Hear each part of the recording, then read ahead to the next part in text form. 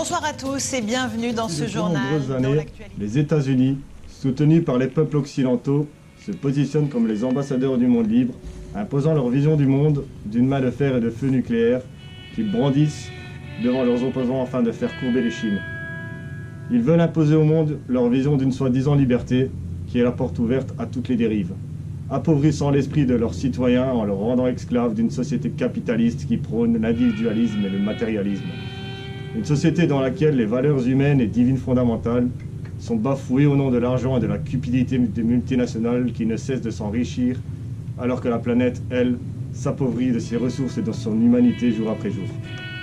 Depuis de trop nombreuses années, ces sociétés, capitalistes sans foi ni honneur, se salissent les mains du sang qu'ils font couler par leur guerre incessante pour combattre les dictatures et le communisme en les balayant à coups de bombes et de missiles, massacrant femmes et enfants, pillant les ressources économiques, richesses minières et pétrolières en les remplaçant par une dictature de l'argent et faire renaître l'espoir d'une liberté utopique qui finit par provoquer l'exode de peuplades entières, condamnés à errer sans jamais retrouver le droit chemin.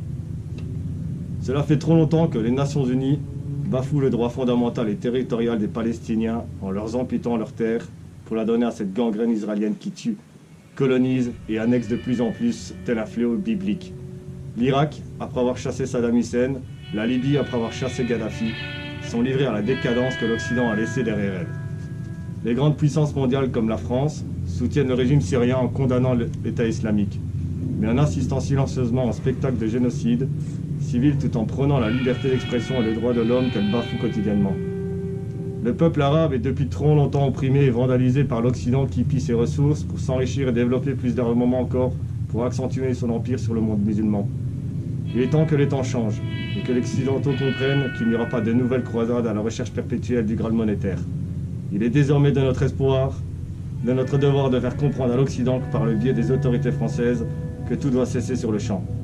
Moi, Khalid Moussad, chef de Croissant de Lune, revendique expressément l'enlèvement des 10 traîtres travaillant pour la société pro-gouvernementale MBDA, qui sont les concepteurs des bombes et missiles avec lesquels la France collabore à l'assassinat de nombreux de nos frères. Cela a assez duré.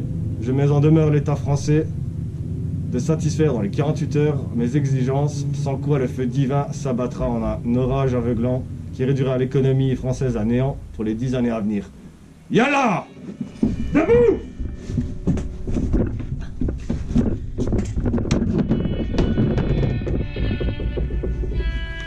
Lis ça, chien!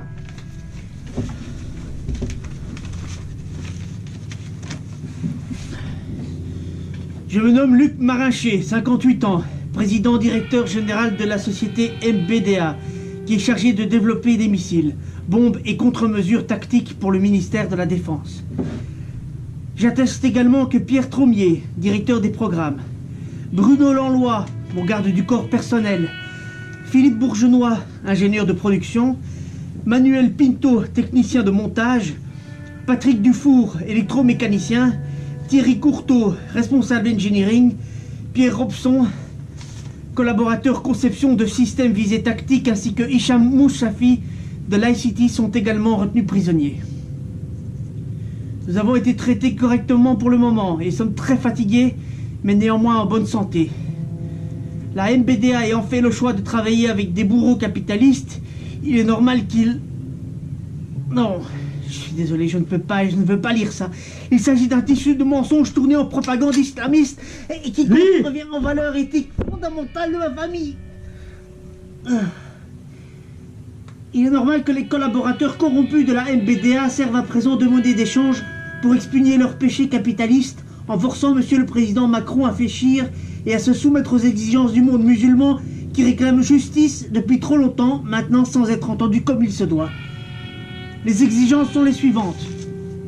Le retrait immédiat des forces militaires françaises de la Syrie, la libération immédiate et inconditionnelle de nos 4 frères, Hamid Nassour, Mohamed Sharifi, Youssef Hamidi et Rachid Boulawan, emprisonnés injustement suite aux attentats de Paris, ainsi que leur grâce présidentielle.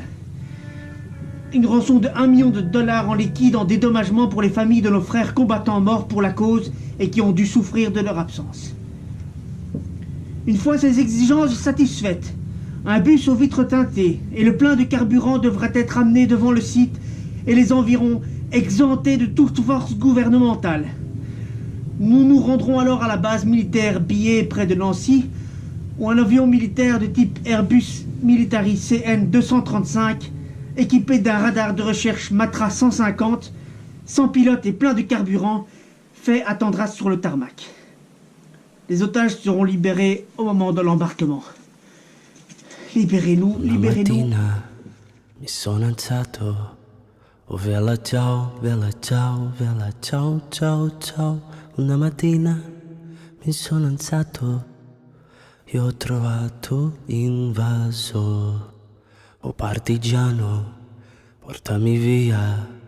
Oh vela ciao, ciao, ciao, ciao. Oh partigiano, portami via, che mi sento di morire.